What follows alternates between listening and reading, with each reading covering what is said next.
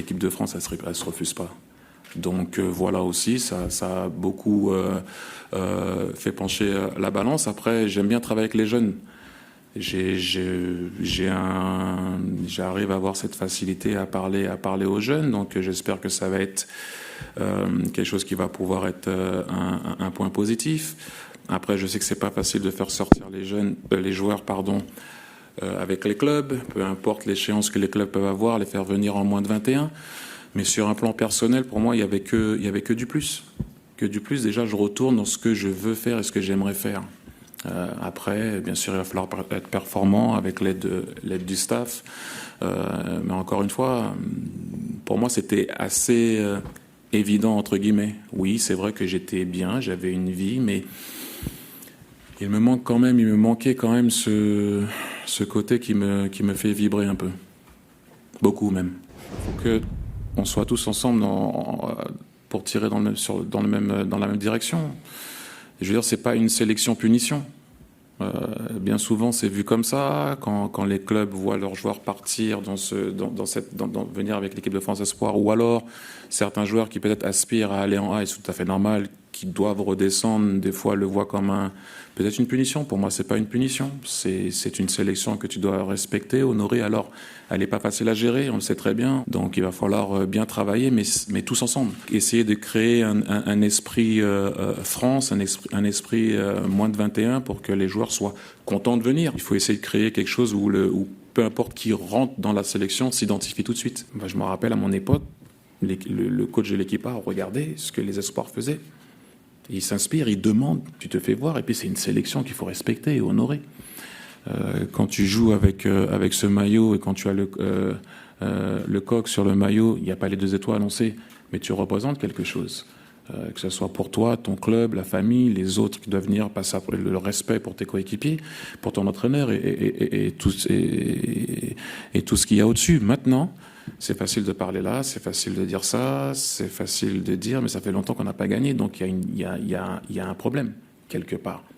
Il va falloir essayer de résoudre ça. Il faut que quand tu viennes en espoir, qu'il y ait cette identité équipe de France, qu'il y ait les étoiles, pas les étoiles, moins de 21 ou pas. Mais malheureusement, là, je pourrais pas vous aiguiller. Dans ma tête, là, c'est Nancy, Danemark, Slovénie, match difficile à gagner. Je sais que, et c'est super important, on a quand même les JO en France. C'est un moment historique. Mais pour l'instant, moi je suis coach des moins de 21 et il y a une échéance qualification pour l'Euro. Et je pense au Danemark et je pense aux joueurs qui sont nés pour l'instant 1er janvier 2002. Parler, sonder ce qui a été fait, ce qui est fait en dessous, avec les coachs qui sont avec les sélections de moins de 19, de moins de 20, parce que tu veux pas arriver et faire tout et n'importe quoi aussi. Faut être à l'écoute, mais tu veux pas arriver la fleur au fusil et faire ce que tu veux toi. Comment les joueurs ont évolué dans certaines sélections, comment les coachs en dessous aussi ont évolué, dans quelle situation, dans quel système ils se sont retrouvés pour pouvoir parler d'un système vraiment défini. J'ai mes idées, bien sûr, au niveau du pressing, au niveau de jouer haut, au niveau d'avoir la possession. J'ai mes idées bien précises au niveau de l'identité et de la philosophie, bien sûr, je viens de le dire, presser haut, avoir la balle, créer le surnombre, et je peux vous en donner plein de phrases qui sont jolies, mais maintenant il faut parler aussi avec ceux qui étaient là avant, regarder ce que la fédération fait depuis un petit moment, et essayer de voir aussi si je peux rajouter ma touche aussi. C'est super important, mais on n'est pas seul. Comme je vous l'ai dit, la période Covid m'a beaucoup fait changer. Il y a des choses où tu es sûr de toi, un peu moins sûr, apprendre à déléguer, c'est super important aussi, faire confiance à son staff, beaucoup plus d'empathie. Beaucoup plus vulnérable. C'est vrai que c'est quelque chose que j'ai appris. Quand je jouais, c'était différent. Il fallait tuer, mais on n'est plus là. On n'est plus dans cette optique. Il faut être dans la pédagogie, montrer de la vulnérabilité, surtout de l'empathie. Il faut mettre de l'eau dans son vin, comme on dit bien. Et j'en ai mis beaucoup. Très simple. Tout ce que Dédé dira, je dirais oui. C'est simple. C'est lui le patron. S'il a besoin de venir chercher un joueur en espoir, je ne peux que dire oui. Et puis on est là quand même pour l'équipe de France A. Donc voilà, il y aura des discussions, bien sûr. Je pense que c'est la façon d'opérer dont j'ai parlé avec Hubert et tout le monde. C'est souvent ça. Il y a toujours une discussion avant les listes. Mais faut pas se louper non plus, comme je dis bien souvent, reste à ta place. Dédé, c'est le patron et ça sera fait normalement dans les règles de l'art. Mais oui, je le suis depuis un petit moment. Moi, il m'impressionne le plus, c'est au niveau de l'impact physique. Dans la compréhension du jeu, tu peux toujours avoir des joueurs qui sont un peu en avance. Au niveau de la course, au niveau de tout tout ce qu'on peut rajouter dans ce genre de registre. Mais pour avoir vu le match la dernière fois, la façon dont il peut récupérer les ballons dans les pieds des adversaires, les faire tomber d'ailleurs, même quand il veut pas.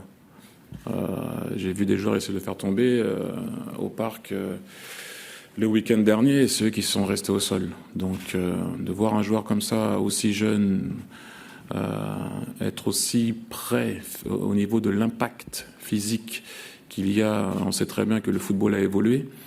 C'est juste exceptionnel. Il va falloir bien s'occuper de lui et qu'il grandisse naturellement et normalement, mais déjà être titulaire au PSG et être plus que bien, c'est déjà pas mal. Après le reste, on verra. Passage Monaco et passage Montréal, les plus grandes affinités que j'ai eues, c'est avec les jeunes. On parle quand même d'une génération qui n'a pas connu ce que nous, on a connu.